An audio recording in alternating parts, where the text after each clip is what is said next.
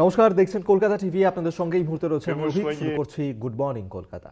আর প্রথমেই যে খবরের দিকে নজর রাখবো, ভারত বাংলাদেশ সম্পর্কে টানাপোড়েনের মাঝেই মুখোমুখি দুদেশের বিদেশ সচিব। পদ্মাপাড়ে সংখ্যালঘুদের ওপর অত্যাচার প্রসঙ্গে উদ্বেগ প্রকাশ ভারতের। বাংলাদেশের তরফে জানানো হয়েছে সেদেশের সরকার জাত ধর্ম নির্বিশেষে দেশের মানুষের নিরাপত্তা সুনিশ্চিত করতে বদ্ধপরিকর। তবে বিষয়টি বাংলাদেশের অভ্যন্তরীণ বিষয় বলেও উল্লেখ করেছে বাংলাদেশ সরকার। And we look forward to moving the relationship forward in a positive, forward-looking and constructive direction. কোথাও আগুন জ্বলছে, কোথাও ঝরছে রক্ত। সংখ্যালঘু নেতা তথা সন্ন্যাসী চিন্ময় কৃষ্ণ দাসের গ্রেপ্তারিকে কেন্দ্র করে কার্যত উত্তাল বাংলাদেশ।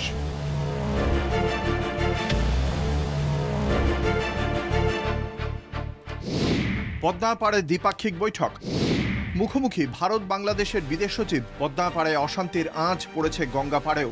পশ্চিমবঙ্গ ছাড়াও দেশের বিভিন্ন স্থানে চলছে প্রতিবাদ বিক্ষোভ। বাংলাদেশ ভারতের মধ্যে কূটনৈতিক সম্পর্কেও চলছে টানাপোড়েন। এই আবহে মুখোমুখি ভারত ও বাংলাদেশের বিদেশ সচিব। বিদেশ সচিব হওয়ার পর এই প্রথম ঢাকায় ভারতের বিদেশ সচিব বিক্রম মিশ্রি। কূটনৈতিক দূরত্ব কমানোর লক্ষ্যে ঢাকায় বিদেশ সচিব পর্যায়ের দ্বিপাক্ষিক বৈঠক। ঢাকার পদ্মা ভবনে প্রায় 2 ঘন্টার বেশি সময় ধরে বৈঠক। সংখ্যালঘু সুরক্ষা নিয়ে উদ্বেগ প্রকাশ। গত অগাস্টে আওয়ামী লীগ সরকারের পতন হয়েছে, প্রধানমন্ত্রীর কুর্সি ছেড়েছেন শেখ হাসিনা। অভিযোগ তারপর থেকেই সংখ্যালঘুদের ওপর বেড়েছে অত্যাচার। কোথাও তাদের খুন করা হয়েছে, কোথাও তাদের বাড়িতে অগ্নিসংযোগ করা হয়েছে। কাঠগড়ায় উঠেছে মোহাম্মদ ইউনূসের নেতৃত্বাধীন অন্তর্বর্তী সরকার। এরই মাঝে চিন্ময় কৃষ্ণ দাসের গ্রেপ্তারি নতুন করে সংখ্যালঘুদের নিরাপত্তা নিয়ে প্রশ্ন তুলে দিয়েছে। বাংলাদেশের বিদেশ সচিবের সঙ্গে বৈঠকে সংখ্যালঘুদের নিরাপত্তা নিয়ে প্রশ্ন তুলে দিয়েছেন ভারতের বিদেশ সচিব মিশ্রিও। At the same time, we also had the opportunity to discuss certain recent developments and issues, and I conveyed our concerns, including those related to the safety and welfare of minorities. ধর্মীয় সাংস্কৃতিক ক্ষেত্রে অগ্রণী ব্যক্তিদের উপর হামলা, সম্পত্তি ধ্বংস নিয়েও উদ্বিগ্ন Bharat. We also discussed some regrettable incidents of attacks on cultural, religious and diplomatic properties. বাংলাদেশের সঙ্গে সুসম্পর্কে জোর ভারতের, যদিও সবশেষে বাংলাদেশের সঙ্গে ভারত সুসম্পর্কেই বজায় রাখতে চায় বলে জানান মিশ্রি। পাশাপাশি বাণিজ্যিক, সাংস্কৃতিক, আর্থিক সব ব্যাপারেই সদর্থক পদক্ষেপ চায় Bharat. I emphasized that India desires a positive, constructive and mutually beneficial relationship with Bangladesh.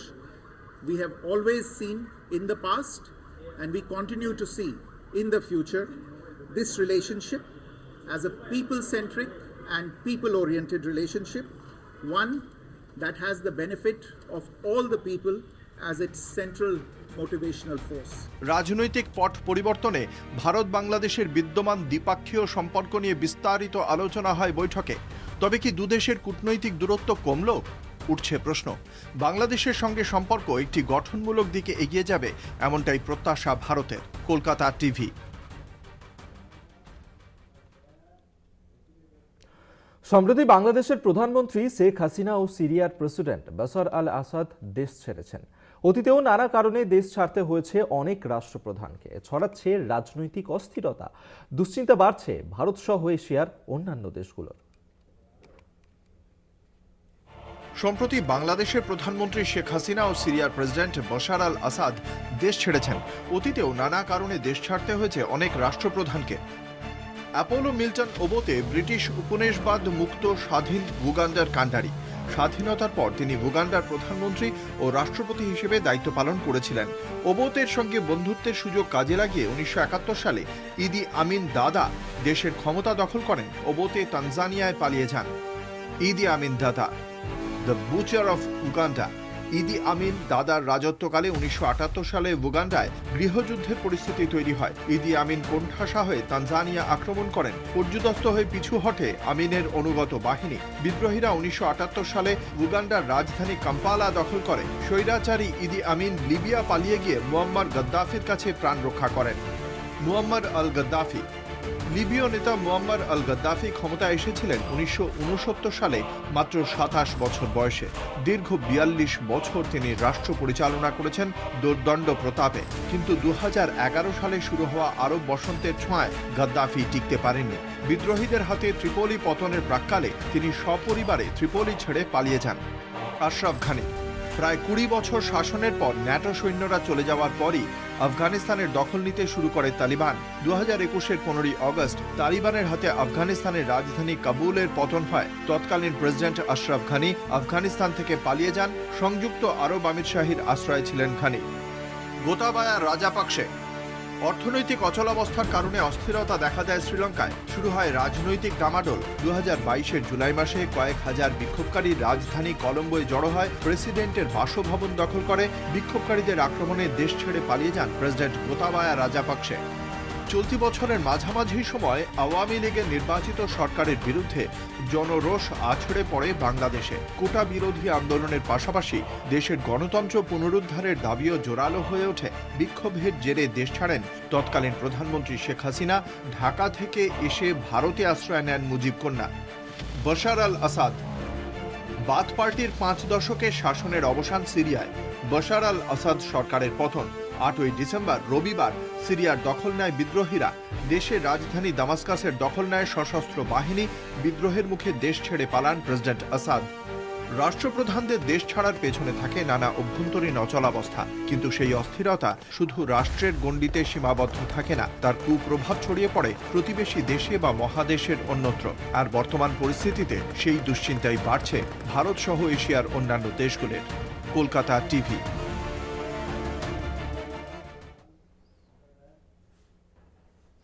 মৌলবাদ ফিরিয়ে আনছে মধ্যযুগীয় সামাজিক বর্বরতা। নারীরা হারাচ্ছে অধিকার। সমাজ চালাচ্ছে ধর্মীয় নেতারা। কোন পথে চলছে বিশ্ব? কোথায় গণতন্ত্র, স্বাধীনতা, সাম্যের অধিকার? সংকটে গণতন্ত্র। পরের পর ঘটনায় উদ্বেগ বিশ্বজুড়ে। চলতি বছরের মাঝামাঝি আওয়ামী লীগের নির্বাচিত সরকারের বিরুদ্ধে জনরোষ আছড়ে পড়ে বাংলাদেশে। জনবিক্ষোভের নেপথ্যে প্রধানমন্ত্রী শেখ হাসিনার ভূমিকা। ভোটে কারচুপির অভিযোগে দীর্ঘদিন যাবৎ জমা হয়েছিল ক্ষোভ। কোটা বিরোধী আন্দোলনের পাশাপাশি দেশের গণতন্ত্র পুনরুদ্ধারের দাবিও জনপ্রিয় হয়ে ওঠে।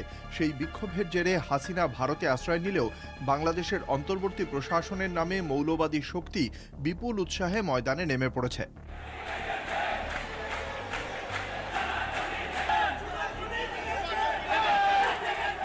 গণতন্ত্র দূর, আপাতত সংখ্যালঘু নির্যাতনে গোটা বিশ্বের শিরোনামে বাংলাদেশ। গণতন্ত্র প্রতিষ্ঠার জন্য প্রয়োজনীয় পদক্ষেপে অনীহা অন্তর্বর্তী প্রশাসনের প্রধান মোহাম্মদ ইউনূসের আচরণেও।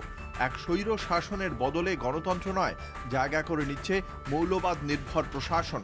এই পরিস্থিতিতে বাংলাদেশ পৌঁছেছেন ভারতের বিদেশ সচিব বিক্রম মিশ্রি। সংখ্যালঘুদের ওপর অত্যাচারের বিষয়েও উদ্বেগ প্রকাশ করেছে ভারত।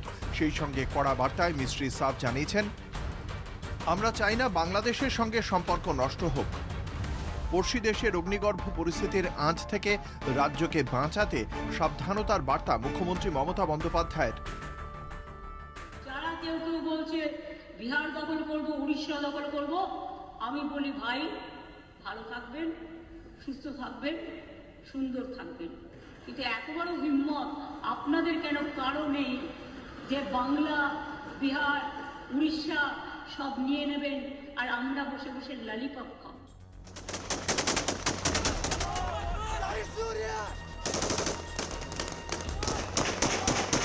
বাংলাদেশের পর আল কায়দা ঘনিষ্ঠ মৌলবাদী সংগঠনের হামলায় ভেঙে পড়েছে বশার আল আসাদ আমলের শেষ প্রতিরক্ষা। 2011 সালে সিরিয়ায় আরব বসন্ত নামে বিখ্যাত সংগ্রামে আসাদের বিরুদ্ধে আন্দোলনে নেমেছিল গণতান্ত্রিক জনতা। সেবার নিষ্ঠুর হাতে আসাদ দমন করেছিলেন সেই আন্দোলনকে। গণতান্ত্রিক প্রতিবাদও ভেঙে চুরমার হয়ে গিয়েছিল। আসাদের অপসারণে উদ্গ্রীব জনতার একাংশ আঁকড়ে ধরল মৌলবাদী আল কায়দা ঘনিষ্ঠ সংগঠন হায়াত তাহরির আল শাম সংগঠনকে। নীরবে পিছু হটে গেল গণতান্ত্রিক প্রতিবাদ, প্রগতির শক্তি। গণতন্ত্রের এই পিছু হঠা মৌলবাদের সামনে আসার নিদর্শন বাংলাদেশ, আফগানিস্তান, ইরান সহ বিশ্বের নানা দেশে। তবে কি শক্তির ভারসাম্য বদলাচ্ছে?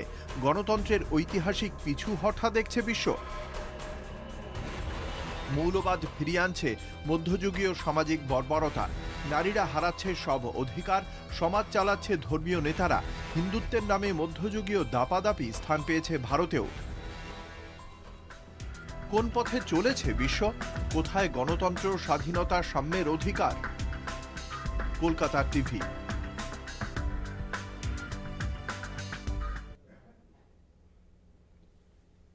Good morning Kolkata. এখন সময় একটা ছোট্ট বিরতির পর ফিরছি, সঙ্গে থাকুন।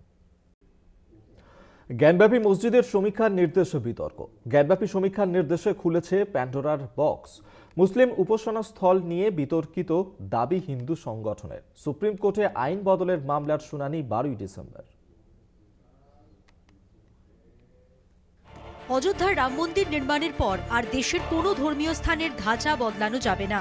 অন্যভাবে বলা যায়, 1947 সালের 15ই আগস্টের সময় দেশের উপাসনা স্থলগুলির স্থিতাবস্থা বজায় রাখতে হবে। 1991 সালের আইন বলবৎ থাকলেও যেভাবে বারাণসীর কাশী বিশ্বনাথ মন্দির সংলগ্ন জ্ঞানব্যাপী মসজিদে হিন্দুত্ববাদীদের দাবিকে মান্যতা দিয়ে সমীক্ষার নির্দেশ দেওয়া হয়েছে, তাতে প্যান্ডোরা বক্স খুলে দেওয়া হয়েছে বলে দাবি করেছেন কংগ্রেস নেতা প্রাক্তন মন্ত্রী পি চিদম্বরম। অযোধ্যার বিতর্কিত জমিতে রাম মন্দির নির্মাণের রায় দিয়ে সুপ্রিম কোর্ট জানিয়ে দেয়, দেশের আর কোথাও এর পুনরাবৃত্তি ঘটানো যাবে না। সেক্ষেত্রে 1991 সালের উপাসনা স্থল বিশেষ ব্যবস্থা আইন প্রযুক্ত হবে। কিন্তু প্রধানমন্ত্রী নরেন্দ্র মোদীর সংসদীয় কেন্দ্রের ওই মসজিদ ঘিরে হিন্দুত্ববাদীরা বিতর্ক তুলতে থাকে। উত্তরপ্রদেশের বিজেপি প্রশাসন কড়া হাতে সেই বিতর্কের মোকাবিলার বদলে পরোক্ষে তাকে জিইয়েই রাখতে মদত দেয় বলে বিরোধীদের অভিযোগ। হিন্দু সংগঠনের দাবি, মোগলরা শিব মন্দির ধ্বংস করে তার জমিতেই জ্ঞানব্যাপী মসজিদ নির্মাণ করে, তাই ওই মন্দির তাদের ফিরিয়ে দিতে হবে। ওই দাবিকে কেন্দ্র করে বিতর্ক আদালতে পৌঁছয়। আদালতের নির্দেশে কেন্দ্রের প্রত্নতত্ত্ব বিভাগ মসজিদ চত্বরে সমীক্ষা শুরু করে। আর তাতেই বাড়তি উৎসাহ পেয়ে হিন্দুত্ববাদীরা রাজ্যের অন্যত্র সংখ্যালঘু উপাসনা স্থল নিয়েও এই ধরনের বিতর্কিত দাবি তুলতে শুরু করে। যার সর্বশেষ দৃষ্টান্ত সম্ভলের 5 শতাধিক বছরের পুরনো মসজিদ, যার নিচে হিন্দু মন্দির ধ্বংসাবশেষ রয়েছে বলে দাবি করে অনুরূপ সমীক্ষা করার সওয়াল করছে হিন্দুত্ববাদীরা। সেক্ষেত্রে জ্ঞানব্যাপী দিয়ে আদালতের রায়কে হাতিয়ার করেছে সম্ভলের হিন্দু সংগঠনগুলি। সম্ভলের প্রত্নতাত্ত্বিক সমীক্ষাকে কেন্দ্র করেই গত মাসে 2 গোষ্ঠীর সংঘর্ষে প্রাণহানির ঘটনা ঘটেছে।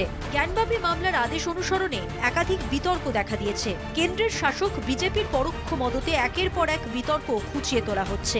উত্তরপ্রদেশের মথুরার ঈদগাহ, দিল্লিতে কুতুব কমপ্লেক্স, রাজস্থানের আজমির শরীফের দরগাহ রয়েছে হিন্দুত্ববাদীদের তালিকায়। মেরুকরণের রাজনীতির লক্ষ্য পূরণে সংঘ পরিবারের এই উদ্যোগ কোথায় থামবে, এখন সেটাই দেখার। কলকাতা টিভি।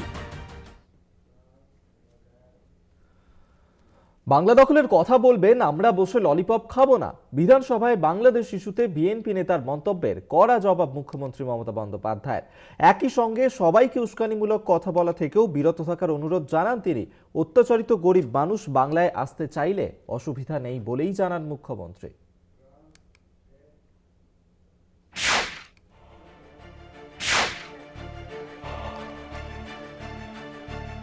বাংলাদেশের পরিস্থিতি নিয়ে উদ্বিগ্ন ভারত তথা বাংলা। গর্জে উঠেছে কলকাতা। একাধিক জায়গায় চলছে প্রতিবাদ বিক্ষোভ। এরই মাঝে বাংলাদেশের সামরিক বাহিনীর প্রাক্তন সদস্য তথা বিএনপি নেতা বাংলা দখল করার মন্তব্য করেছিলেন। সোমবার বিধানসভায় সেই ইস্যুতে পাল্টা মন্তব্য করলেন রাজ্যের মুখ্যমন্ত্রী মমতা বন্দ্যোপাধ্যায়। যারা কেউ কেউ বলছে বিহার দখল করব, উড়িষ্যা দখল করব, আমি বলি ভাই ভালো থাকবেন, সুস্থ থাকবেন, সুন্দর থাকবেন।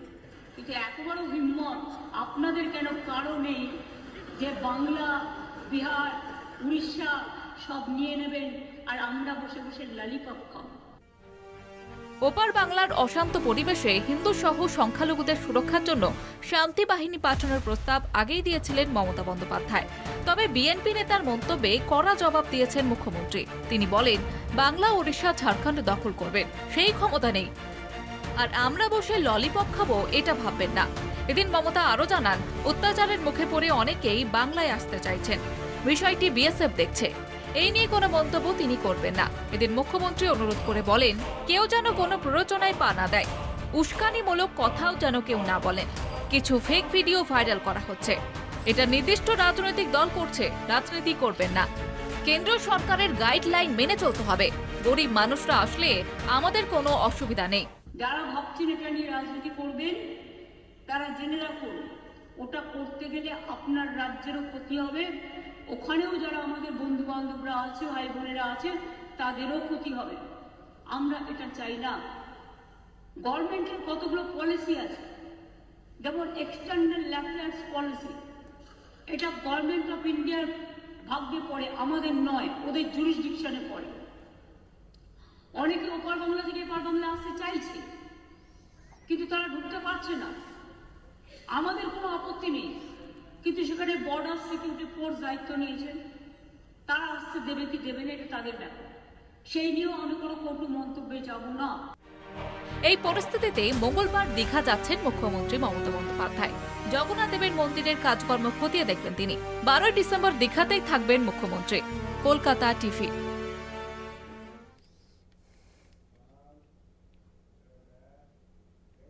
গুড মর্নিং কলকাতার সময় আরও একটা বিরতির পর ফিরছি, সঙ্গে থাকুন। পূর্ব বর্ধমানে ঘন কুয়াশা, NH2B জাতীয় সড়ক কুয়াশায় ঢেকে গিয়েছে। ধীর গতিতে যান চলাচল করছে সকাল থেকেই, সেই রকমই আবহাওয়া দেখা যাচ্ছে বিভিন্ন জায়গাতেই। পূর্ব বর্ধমানের ছবিটা দেখাচ্ছি আপনাদেরকে, দেখতে পাচ্ছেন কিভাবে ঘন কুয়াশা জমেছে সেখানে, এবং NH2B জাতীয় সড়ক কুয়াশায় ঢেকে গিয়েছে এবং সেক্ষেত্রেই যার কারণে ধীর গতিতে এই মুহূর্তে যান চলাচল করছে সেখানে, সেই ছবি এই মুহূর্তে দেখতে পাচ্ছেন। যার কারণে দৃশ্যমানতা কমে গিয়েছে রাস্তায় এবং যার কারণে স্লথ গতিতে চলছে সেখানকার যানবাহন। NH2Bর ছবি দেখাচ্ছি আপনাদের সামনে। NH2B জাতীয় সড়ক কুয়াশাতে ঢেকে গিয়েছে। আব্বাস আলী আমাদের সঙ্গে টেলিফোনে রয়েছেন প্রতিনিধি, আরো বিস্তারিত জানবো। আব্বাস, এই মুহূর্তে পূর্ব বর্ধমানের যে ছবি আমরা দেখতে পাচ্ছি, যে প্রচন্ড পরিমাণে কুয়াশা জমেছে, ঠিক কি অবস্থা সেখানকার আবহাওয়ার?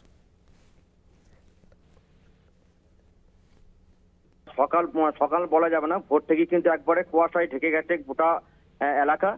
বর্ধমান শহর সহ এবং NH2B জাতীয় সড়ক, সেখানে কিন্তু একবারে কুয়াশা। সকাল থেকে কিন্তু যানবাহন ধীর গতিতে চলছে, এমনকি অ্যাম্বুলেন্স থেকে 4 চাকা সহ কিন্তু অ্যাম্বুলেন্সে যে আছে সে কিন্তু তার অ্যালার্ম বাজিয়ে কিন্তু যাচ্ছে খুব ধীর গতিতে। এবং আশপাশে দু সাইডে কোনো জায়গায় কিছু দেখা যাচ্ছে না, এমন কুয়াশা এসেছে। হ্যাঁ, এবং বাইরে বেরোতে লোকজনকে কম দেখা যাচ্ছে। যেসব লোক যাদের কাজে যাবার গন্তব্যস্থলে যাবার দরকার ছিল তারাও কিন্তু এখনো বাড়ি থেকে সেভাবে কিন্তু দেখা যায়নি কোনো বাস স্টপেজ থেকে এমনি রাস্তাতে। এবং আজ সকাল থেকে এমন কুয়াশা যে মাঠ পর্যন্ত থেকে সব জায়গায় কিন্তু লক্ষ্য ভেদ করা যাচ্ছে না, এমন কুয়াশা। গাড়ি চলাচল কি হচ্ছে সেখানে? হ্যাঁ, গাড়ি চলাচল কি করছে? গাড়ি চলাচল করছে, কিন্তু সমস্ত গাড়ি কিন্তু খুব ধীর গতিতে যাচ্ছে যানবাহন। ধন্যবাদ তোমায়। আব্বাস আলী আমাদের সঙ্গে টেলিফোনে ছিলেন প্রতিনিধি।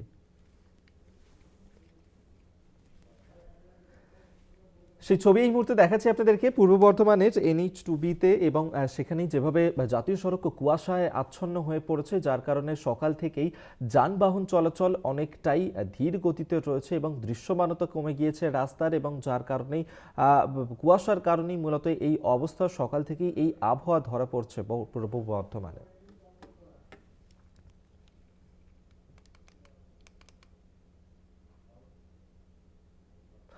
সপ্তাহের শুরুতেই অকাল বৃষ্টি পশ্চিম মেদিনীপুরের চন্দ্রকোনায়। শীতের মরশুমে এই বৃষ্টির জেরে কপালে দুশ্চিন্তার ভাঁজ আলু চাষিদের। বড় ধরনের ক্ষতির আশঙ্কায় আলু চাষিরা। আলু চাষের মরশুমে অকাল বৃষ্টি চন্দ্রকোনায়, ক্ষতির আশঙ্কায় দুশ্চিন্তা আলু চাষিদের। শীতের মরশুম হলেও এখনো সেইভাবে শীতের দেখা নেই, তার মধ্যেই আবার বৃষ্টি, কপালে দুশ্চিন্তার ভাঁজ ফেলেছে আলু চাষিদের। সোমবার সকাল থেকেই চলছিল মেঘ রোদের লুকোচুরি। বেলা বাড়ার সঙ্গে সঙ্গে আকাশ কালো করে শুরু হয় বৃষ্টি। মিনিট 20 মুষলধারে বৃষ্টিতে ভেজে পশ্চিম মেদিনীপুরের চন্দ্রকোনা। কৃষকদের দাবি, এর আগেও একবার নিম্নচাপের জেরে বৃষ্টি হয়েছে, তখন সদ্য লাগানো আলু চাষের জমি ভিজেছিল। এদিন ফের বৃষ্টি হওয়ায় আলু চাষে বড় ধরনের ক্ষতির আশঙ্কা করেছেন চাষিরা। পশ্চিম মেদিনীপুরের চন্দ্রকোনা থেকে মধুসূদন ভট্টাচার্য, কলকাতা টিভি। শুরু হয়েছে KIFF Kolkata international film festival, চলছে নন্দনে, এবং প্রত্যেক দিনই সিনেমা প্রেমীরা ভিড় জমাচ্ছেন সেখানে। আর প্রথম ফিচার ফিল্মেই সেখানে ছিল চমক। এবার কলকাতা ইন্টারন্যাশনাল ফিল্ম ফেস্টিভ্যালে নজর কাড়ছে পরিচালক সৌম্যদীপ ঘোষ চৌধুরীর ছবি 9 মাস 9 দিন এবং অন্তহীন। ফ্যান্টম প্রেগনেন্সির মতন সাইকোলজিক্যাল ডিসঅর্ডার নিয়েই তৈরি হয়েছে এই ছবি। একমাত্র বাংলা সিনেমা হিসেবে লড়াই করছে দেশের অন্যান্য ভাষার ছবির সঙ্গে। ছবির নেপথ্যের গল্প শোনালেন পরিচালক। পরিচালক সৌম্যদীপ ঘোষ চৌধুরীর পরিচালনায় 9 মাস 9 দিন এবং অন্তহীন এই একটি সিনেমা, যেটা মহিলার গর্ভধারণ হওয়ার না হওয়ার পিছনের একটি গল্প। পরিচালক সৌম্যদীপ ঘোষ চৌধুরীর সঙ্গে কথা বলে আমরা যা জানতে পারি তাই আপনাদের সামনে তুলে ধরছি। আমাদের দেশের যে স্বাস্থ্য ব্যবস্থা, তাতে করে এদেরকে মানসিক রোগীর পর্যায়ে ফেলা হয়, এবং যে যখন ঘটনাটা ঘটে যায় ফ্যান্টম প্রেগনেন্সি অ্যান্ড অল, তারপর তাদের মানসিক চিকিৎসা করতে নিয়ে যাওয়া উচিত। বাট এখানে যেটা হয়, তারা ভাবে পেটের ভেতরে জিন ছিল, ভূত ছিল, তো তাদেরকে ব্রাত্য করে দেওয়া হয় সমাজ সংসার থেকে। তো সেই ডিলেমাটা নিয়ে আমার ছবিটা করার কথা আর কি। তো এটা হচ্ছে সেই সাবজেক্ট দেখেছি। আমাদের এমনি মানে ক্যান্সার হলেই স্বাস্থ্য ব্যবস্থা ঠিক থাকে না, মানে স্বাস্থ্য ব্যবস্থা খুব সাপোর্ট করে না, সেখানে ফ্যান্টম প্রেগনেন্সিকে অ্যাড্রেস করবে তৃতীয় বিশ্বের একটা দেশ, সেটা একটু বাড়াবাড়ি। আমি জাস্ট অ্যাওয়ার্ড করার জন্য ছবিটা করেছি যে এটাও হয়, কারণ প্রচুর লোকের কাছ থেকে আমি ফিডব্যাক পেয়েছি, তারা জানেই না যেটা মানুষের হয়। পুরুষদের দর্শকদের কাছে আমার একটা মেসেজ, সেটা হচ্ছে সব বিবাহিত পুরুষরাই জানেন যে লোকে ভাবে যে মাতৃত্ব মানে মেয়ে মা হতে পারছে না, শুধুমাত্র মহিলাটার উপরই চাপ আসে। ব্যাপারটা এরকম নয়, মানে মহিলাটা ঘর সংসার পাড়া প্রতিবেশী পুকুর পাড়েই সীমাবদ্ধ থাকে। তার হাজব্যান্ডের জগৎটা আরও অনেক বড়, সে মাছ ধরতে যায়, যার প্রফেশন, কাজ করতে যায়, মদ খেতে যায়, আড্ডা দিতে যায়। এখন যেটা হয়, তার যে বন্ধুরা যে তাকে পেছনে লাগে বাবা হতে পারছে না বলে, সেটা যৌন ঈর্ষা থেকেই হোক বা যে কারণে হোক, সেটা অনেক সময় বিলো দ্য বেল্ট হয়। তো আমি এটাই বলতে চেয়েছিলাম ছবিটার মধ্যে দিয়ে যে শুধু বাচ্চা না হওয়াটা মহিলাদের একার সমস্যা নয়, মানে সামাজিক চাপটা পুরুষদেরকেও একই রকম ফেস করতে হয়, তারা তো অতটা ভোকাল হন না। ক্যামেরায় আনন্দ চক্রবর্তীর সঙ্গে জাগৃতি সিনহা, কলকাতা টিভি।